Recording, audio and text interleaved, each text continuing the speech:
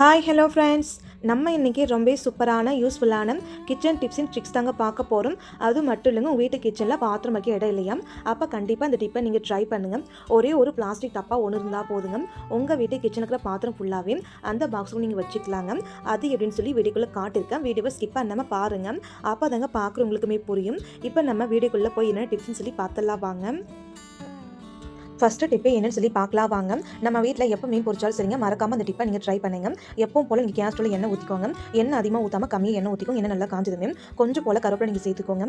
அதுக்கப்புறம் கொஞ்சம் போல் மட்டும் நீங்கள் சால்ட் சேர்த்துக்கோங்க. இது ரெண்டு நீங்கள் சேர்த்து பின்னாடி உங்கள் வீட்டில் நீங்கள் மீன் பொரிச்சு பாருங்கள். கொஞ்சம் கூட மீனில் பார்த்தீங்கன்னா காட்டே இருக்காது. அது மட்டும் இல்லாமல் மீன் நல்ல ஒரு வாசனையாக இருக்கும். எண்ணெயில் நீங்கள் பார்த்தீங்கன்னா கொஞ்சம் கூட கசடு தங்கவே தங்காதுங்க. மீன் அதிக அளவில் எண்ணெயுமே உரியாது, நல்ல ஒரு டேஸ்ட்டாகவும் மனமாகவும் இருக்குங்க.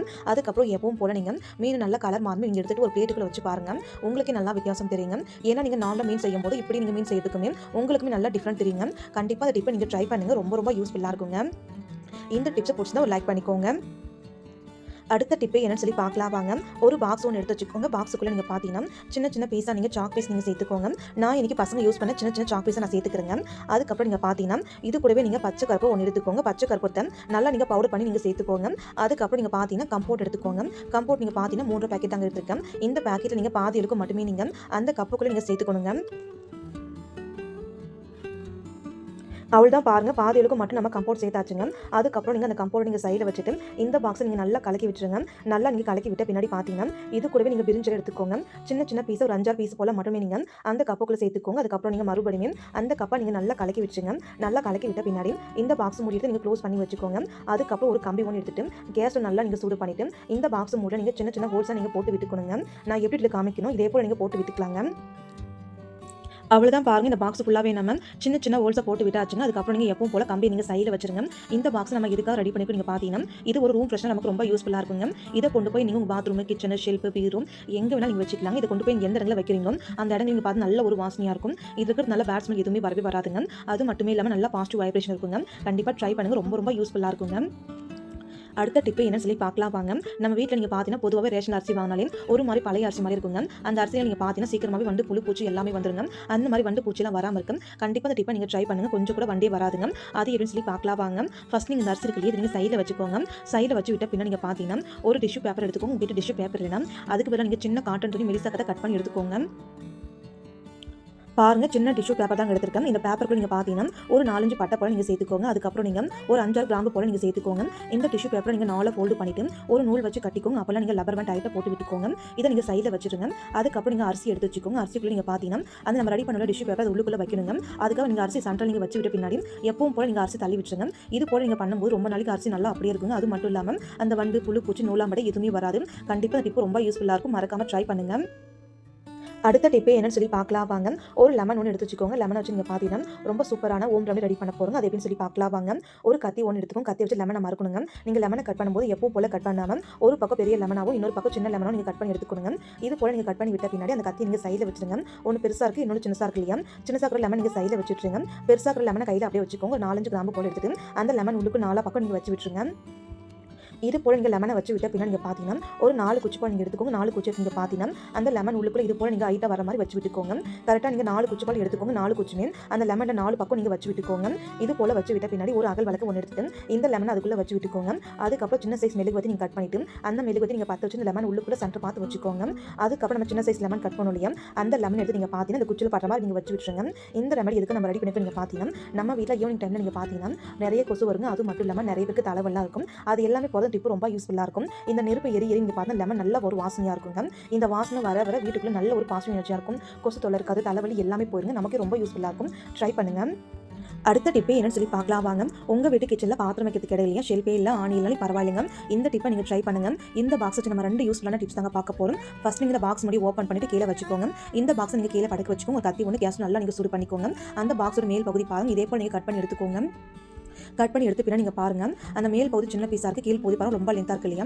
அது அப்படியே இருக்கட்டுங்க. நம்ம மேல் பகுதி கட் பண்ணி சின்ன பீஸ் அதுவுமே மூடியுமே எடுத்து நீங்கள் சைடில் வச்சு விட்டுருங்க. அதுக்கப்புறம் நீங்கள் பாருங்கள், நான் இன்றைக்கி இந்த வாட்டர் பாட்டில் 2 போல் நான் கட் பண்ணி எடுத்துருக்கேன். இதே சைஸுக்கு அந்த 3மே ஒரே சைஸுக்கு நீங்களே பார்த்துருப்பீங்க. இந்த 2 வாட்டர் பாட்டில் நீங்கள் சைடில் வச்சுட்டு ஒரு கலர் செலோ டேப் நீங்கள் எடுத்துக்கோங்க. இருந்தால் எடுத்துக்கோங்க, அப்போலாம் நீங்கள் ஸ்கிப் பண்ணிக்கோங்க. இந்த செலோ டேப்பை நீங்கள் எங்கே கட் பண்ணீங்களோ அந்த இடங்களை நீங்கள் ஒட்டி விட்டுருங்க. இது போல் நீங்கள் ஒட்டி விட்டுறது ஷார்ப்னஸ் தெரியாமல் இருக்கும். அது மட்டும் இல்லாமல் பார்க்கறதுக்கு கொஞ்சம் நீட்டாக இருக்குங்க. அதுக்கப்புறம் நீங்கள் பார்த்து 2 ரெடி பண்ணி பாட்டில் அதுவுமே நீங்கள் எடுத்து இதே போல் நீங்கள் ஒட்டி விட்டுக்கோங்க.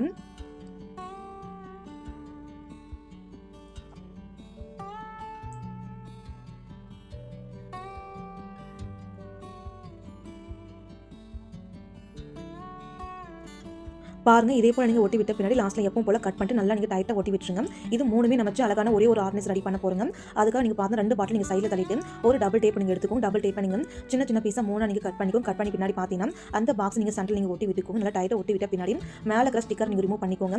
நம்ம ரெடி பண்ணலையே வாட்டர் பாட்டில் அதை எடுத்துக்கோங்க. ரெண்டுமே நீங்கள் ஜாயின் பண்ணிக்கோங்க. இது போல் நீங்கள் ஜாயின் பண்ணி விட்ட பின்னாடி டப்பா நல்லா நீங்கள் அழுத்தி விடுங்க. அப்போ தாங்க நல்லா டைட்டாக ஒட்டிக்கோங்க. அதுக்கப்புறம் நீங்கள் பார்த்தீங்கன்னா மறுபடியும் இன்னொரு டப்பா எடுத்துக்கோங்க. இன்னொரு டப்பா எடுத்துட்டு இதே போல் நீங்கள் டபுள் டேப் போட்டு அந்த டப்பாக்கும் நல்லா நீங்கள் டைட்டாக நீங்கள் ஜாயின் பண்ணி வச்சுக்கலாங்க. இப்போ பாருங்க நமக்கு ஒரே ஒரு ஆர்கனைசர் 3 இதுவும் ரெடி ஆயிடுச்சு இல்லைங்களா? இதை நீங்கள் அப்படியே வச்சுக்கோங்க. அதுக்கப்புறம் நீங்கள் பார்த்தீங்கன்னா ஒரு செல்லோ டேப் ஒன்று எடுத்துக்கோங்க. செல்லோ டேப் எடுத்து நீங்கள் பார்த்தீங்கன்னா அந்த பாக்ஸ் அடியில் நீங்கள் லாஸ்ட்டில் 3மே ஜாயின் பண்ணி 2 சுத்து போல சுற்றி விட்டுருங்க. இது போல் நீங்கள் 2 சுத்து போல் நீங்கள் டேப் வச்சு நல்லா நீங்கள் சுற்றி விட்டுட்டா அந்த டாப்பால் நல்லா டைட்டாக இருக்குங்க. இப்போ நமக்கு அழகான ஆர்கனைஸ் ரெடி ஆயிடுச்சுங்க. இதுக்குள்ளே நீங்கள் என்ன வைக்கலாம்? நீங்கள் பார்த்தீங்கன்னா கரண்டி வச்சுக்கலாம். ஒன்றுத்துக்குள்ள கத்தி, இன்னொன்றுக்குள்ள ஸ்பூன்லாம் வச்சுக்கலாங்க. பார்க்கவும் நீட்டாக இருக்கும். அதுவும் மட்டும் இல்லாமல் ஸ்பேஸுமே சேவ் ஆகும். கண்டிப்பாக ட்ரை பண்ணுங்கள். அடுத்த டிப்பு என்னன்னு சொல்லி பார்க்கலாம் வாங்க. நம்ம முன்னாடியே பிளாஸ்டிக் டாப்பா மேல் பாகம் கட் பண்ணவே நீங்கள் எடுத்து வச்சுக்கோங்க. அந்த மேல் பாகம் கட் பண்ணி எடுத்து நீங்கள் பாருங்க கொஞ்சம் ஈவனாக நீங்கள் கட் பண்ணி எடுத்துக்கோங்க.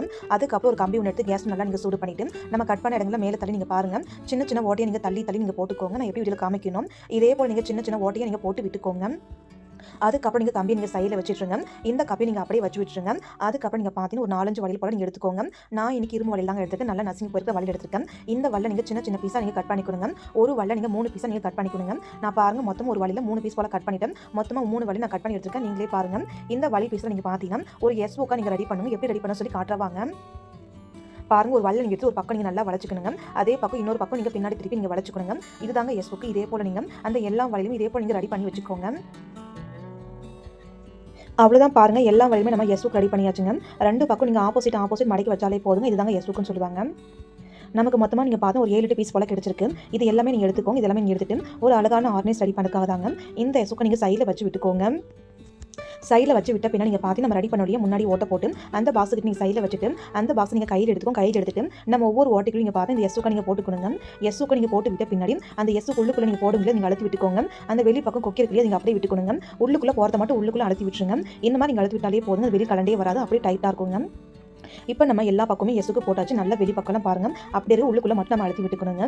அதுக்கப்புறம் நீங்கள் பார்த்தீங்கன்னா இந்த எஸ்ஸுக்கு இருக்குல்லையே இதை நீங்கள் நல்லா விரிச்சு வச்சுக்கோங்க. வெளி பக்கமாக இருக்கிறத நல்லா நீங்கள் விரிச்சு வச்ச பின்னாடி நீங்கள் பார்த்தீங்கன்னா இந்த பாக்ஸ் மூடி நீங்கள் எடுத்துக்கோங்க. இந்த பாக்ஸை மூடி நீங்கள் நல்லா நீங்கள் டைட்டாக நீங்கள் போட்டு விட்டுக்கோங்க. அவ்வளோதான் பாருங்கள் நமக்கு ரொம்ப சூப்பரான யூஸ்ஃபுல்லான ஆர்கனைசர் ரெடி ஆகிடுச்சுங்க. ஆணிக்க தேவையில்லை, ஷெல்ஃப்மே தேவையில்லை.